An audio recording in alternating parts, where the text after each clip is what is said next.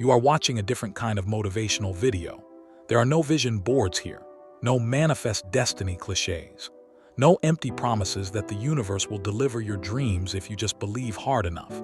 These 5 speeches were forged from the wisdom of pragmatic philosophers, thinkers who understood that reality is made, not waited for. John Dewey taught that we learn by doing. William James revealed that attention shapes existence. Ralph Waldo Emerson insisted on self-trust earned through action. Henry David Thoreau warned against the anesthesia of comfort. Richard Rorty showed that identity is a story we can rewrite. You are about to read 5 calls to action. Each one will challenge a modern myth. The myth of passion, the myth of confidence, the myth of fixed identity, the myth of comfortable success. Read 1 speech a day, or devour them all now. But do not close this book unchanged. The first page is free. The second page requires you to move speech 1. Stop chasing passion. Start designing it. Inspired by John Dewey, let me tell you a story about a lie you have been told since childhood. Teachers, graduation speakers, and Instagram influencers all repeat the same mantra: follow your passion. They make it sound like there is a hidden treasure chest buried somewhere inside your soul. All you have to do is dig, and you will find a single, shining thing that you were meant to do. That is nonsense. John Dewey, the greatest educational mind of the 20th century, argued almost the opposite. He said that genuine interest is the result of engagement, not the cause of it. You do not fall in love with the piano by staring at a keyboard. You fall in love by playing scales badly, feeling frustrated, hitting a wrong note, and then suddenly playing 1 perfect chord. That chord sends a shock through your nervous system. That is passion being born. Passion is not a discovery. It is a construction. Think about the things you currently love. Did you love them instantly? Or did you love them because you happened to invest time, got a little better, and then received the dopamine hit of progress? The research is clear. People report the highest levels of passion for tasks they have developed competence in. Competence comes before passion, not after. So why do we keep telling young people to find their passion as if it were a lost key? Because it sounds romantic. But romance is a terrible business plan for a life. Here is what you should do instead. Stop searching. Start experimenting. Adopt the mindset of a scientist. A scientist does not fall in love with a hypothesis. She tests it. She runs small, low-stakes experiments. She measures the results. She keeps what works and throws away what doesn't. She fails fast and she fails forward. Apply this to your career, your hobbies, your relationships. Want to know if you would enjoy graphic design? Do not fantasize about being a designer. Spend 3 hours on a free tutorial and make an ugly poster. Did you feel a flicker of curiosity despite the ugliness? That is data. Want to know if you should start a podcast? Record 5 episodes before you even buy a microphone. Put them on your hard drive. Listen back. Do you cringe with embarrassment or cringe with potential? Most people live in the fantasy phase forever. They research, they plan, they buy the notebook, they never build. They are waiting for passion to strike like lightning, but lightning is rare. Voltage, on the other hand, is created by turning a crank. The crank is action. John Dewey famously said, "Education is not preparation for life, education is life itself." The same is true for passion. Passion is not preparation for work. Passion is the work itself when you show up long enough to get good. Let me give you a practical framework called the Passion Engineering Loop. 1. Pick a thing, anything. Do not overthink. Low stakes. 2. Do it badly for 10 hours seriously. Badly, no judgment, just volume. 3. Look for a micro-win. Did you learn 1 keyboard shortcut? Did you make 1 person laugh? That is evidence. 4. Double down or pivot. If the micro-win gives you energy, do 10 more hours. If you feel nothing but dread, pick a new thing. No shame. Pivoting is not quitting, it is iterating. Your life is not a movie where the hero discovers their destiny at the climax. Your life is a workshop. You are the carpenter, and carpenters do not wait for inspiration to build the table. They cut the wood and the table appears. Stop chasing passion. You are faster than it. Turn around, face the blank wall of your current reality and start hammering. By the time you look up, passion will be standing right next to you, wondering why you ever tried to chase it in the first place. Speech 2. Your attention is your real life.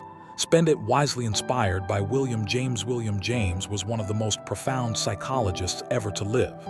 In 1890, he wrote a sentence that should be tattooed on the inside of every human eyelid.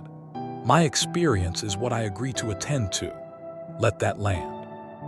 Your experience of this moment, the temperature of the room, the sound of your own breathing, the weight of this book in your hands, exists only because your attention is here. The moment your attention wanders to a worry about tomorrow, that worry becomes your reality. The moment your attention snags on a memory of embarrassment from 5 years ago, that embarrassment becomes your present. Attention is not a minor feature of consciousness. Attention is consciousness. Now think about the world we have built. Every smartphone, every social media platform, every notification badge is designed by thousands of engineers whose sole job is to capture your attention and sell it to advertisers. They have weaponized William James's insight. They know that if they can control where you look, they control what you feel.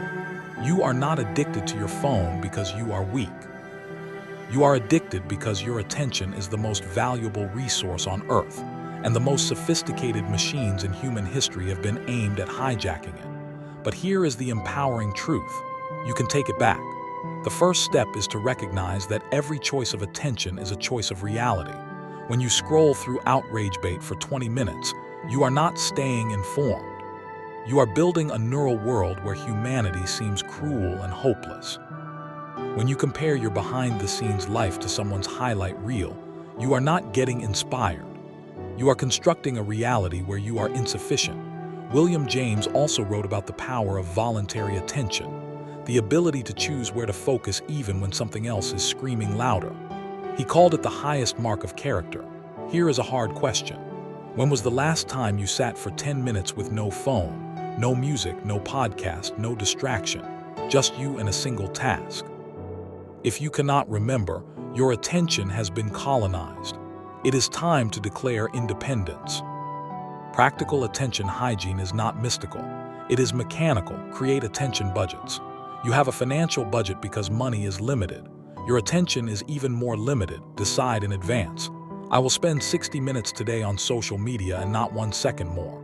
Treat attention like cash. Install Friction. Delete the apps from your home screen. Use grayscale mode. Put your phone in another room. The easier attention leaks, the more they leak. Practice single tasking. When you eat, only eat.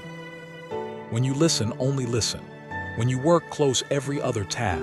Multitasking is a myth. You're just switching attention rapidly and losing 40% of your productivity. Do a weekly attention audit. Look back at your screen time. Ask, did that scrolling match my values? Did that argument in the comments improve my life? If not, redirect next week. You will die one day. That is not morbid, it is a fact. And on that day, your life will be measured not in years, but in moments you were truly present. William James knew that a life well lived is a life where attention is invested, not leaked. Your attention is your real life. Spend it like a miser. Hoard it. Guard it. Use it only on what deserves to exist. Speech 3. You don't need confidence. You need evidence. Inspired by Ralph Waldo Emerson. Ralph Waldo Emerson wrote the essay Self-Reliance in 1841. It has become a cornerstone of American thought, but I fear we have misunderstood it. We think Emerson meant, believe in yourself first and then the world will follow. That sounds nice, but it is backwards.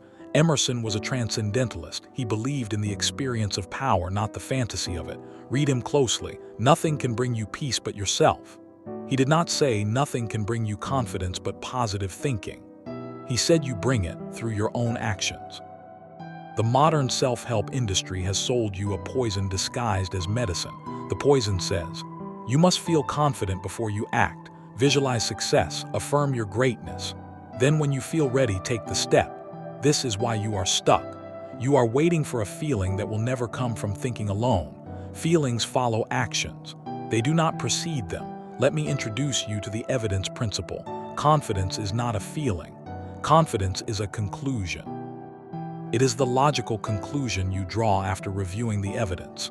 If you have evidence that you can give a speech, you will conclude that you are a good speaker.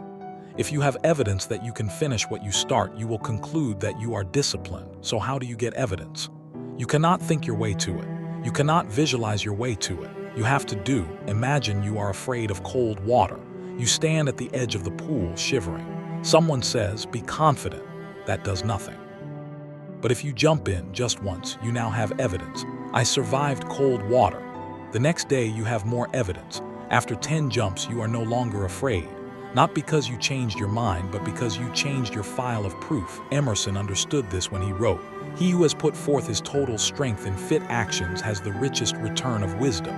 The return of wisdom is confidence, but you must put forth the strength first. Week 1, micro commitments. Every day, do one small thing you said you would do. Make your bed. Send that email, pay that bill. Do not miss a single day. Each completion is a coin in the evidence jar. Week 2, slightly uncomfortable. Do one thing each day that triggers mild anxiety. Ask a stupid question in a meeting. Wave at a neighbor. Try a recipe without a recipe. Collect the evidence that awkwardness does not kill you. Week 3, skill building. Pick one skill you wish you had. Practice it for 15 minutes daily. After 7 days, review your progress. The evidence of improvement, even tiny, is the most powerful confidence drug there is. Week 4, the scary thing. Use the evidence from weeks 1-3 to do the thing you have been avoiding. Not because you feel ready, because you have proof that you are someone who acts. By day 30, you will not feel like a new person. You will be a new person. The evidence will be undeniable, Emerson said. Trust thyself. Every heart vibrates to that iron string. But that iron string is not forged by hope. It is forged by action. Strike the string. Let the sound prove itself. You do not need confidence. You need evidence. Go get your proof. Speech 4, Comfort is the New Failure, inspired by Henry David Thoreau. Henry David Thoreau went to live in a cabin at Walden Pond in 1845. He was not a hermit running from society. He was an experimenter running toward clarity. He wanted to strip life down to its essentials and see what really mattered. He wrote, "The mass of men lead lives of quiet desperation." That was 175 years ago. Today, desperation is not so quiet. It is loud with Netflix, louder with DoorDash, and deafening with TikTok. We have drowned out the desperation with distraction, but the desperation is still there. Here is my update to Thoreau. Comfort is the new failure. We used to think failure meant bankruptcy, divorce, or public shame. Those still hurt. But a more insidious failure has emerged, the failure of never trying hard enough to fail in the first place. The failure of a life lived entirely between 68 and 72 degrees Fahrenheit, with same-day delivery and a mute button for anything difficult. Comfort is dangerous because it is seductive. It does not attack you. It envelops you. It wraps you in a soft blanket and whispers, "You have earned a rest. You will do it tomorrow, just one more episode." You believe it because it feels good, but here is the physics of ambition. Growth requires friction. Muscles grow when they tear, skills grow when you struggle, resilience grows when you overcome. If you remove all friction, you remove all growth. A life of total comfort is not paradise. It is a museum. You are preserved, but you are not alive. Thoreau did not hate comfort for its own sake. He hated the unexamined comfort, the kind that makes you forget you have legs. He went to the woods because he wanted to front only the essential facts of life. He wanted to see if he could live deliberately. He wanted to not, when he came to die, discover that he had not lived. Most of you will not die in a dramatic accident. You will die after decades of slow anesthesia, and your last thought might be, "I had so much comfort. But I never really tried." I am not telling you to be miserable. I am telling you to choose your discomfort deliberately. Schedule voluntary hardship. Once a week, do something uncomfortable on purpose. Take a cold shower, fast for a day. Walk 5 miles in the rain. These acts are not punishments. They are reminders that you are tougher than your thermostat. Embrace the suck threshold. Every difficult task has a moment in the first 5 minutes where you want to quit. That is the suck threshold. Train yourself to stay for 10 minutes, then 20. The threshold moves. Kill the default options. If you automatically reach for your phone when bored, stop. Sit in the boredom. Let your mind wander. Boredom is the mother of creativity. Comfortable distraction is its murderer. Do one thing daily that scares you. Not big things, small things. Call instead of text. Go to an event alone. Speak your opinion. Each little spike of fear is a voltage that charges your ambition. Thoreau left Walden after 2 years. He did not stay forever. He took the lessons back into society. The goal was never permanent discomfort. The goal was to remember that you can survive discomfort. Once you know that, you stop being afraid of failure. And when you stop being afraid of failure, you become capable of anything. Comfort is the new failure. Choose the beautiful struggle instead. Speech 5. Reinvent yourself before life forces you to. Inspired by Richard Rorty. Richard Rorty was one of the most controversial philosophers of the late 20th century because he dared to say something terrifying and liberating. There is no true self. There is no core identity waiting to be discovered. You are not a diamond in the rough that needs polishing. You are a lump of clay that can become anything, and also nothing, depending on what you do next. Most people are terrified of this idea. They want to fix self. They want to say, I am an introvert, or I am not a math person, or I was born this way. These labels feel safe, but safety is a cage. Rorty argued that the strongest, most admirable human beings are the ones who treat their identities as projects. They are not loyal to a past version of themselves. They are loyal to their future possibilities. They are willing to wake up one day and say, that story I was telling about myself, it is no longer useful. I am writing a new one. Here is the brutal truth. Life will force you to reinvent yourself eventually. Maybe at 40, you will be laid off from the career you spent 20 years building. Maybe at 50, your spouse will leave and you will have to learn who you are alone. Maybe at 60, your health will fail and you will have to find meaning without physical prowess. If you have practiced reinvention before the crisis becomes a transition. If you have not practiced, the crisis becomes a catastrophe. The people who break are not the ones who face the hardest challenges. They are the ones who believed they were fixed statues, and the earthquake proved them wrong. Rorty took inspiration from the novelist Vladimir Nabokov, who said that the highest human achievement is curiosity and tenderness.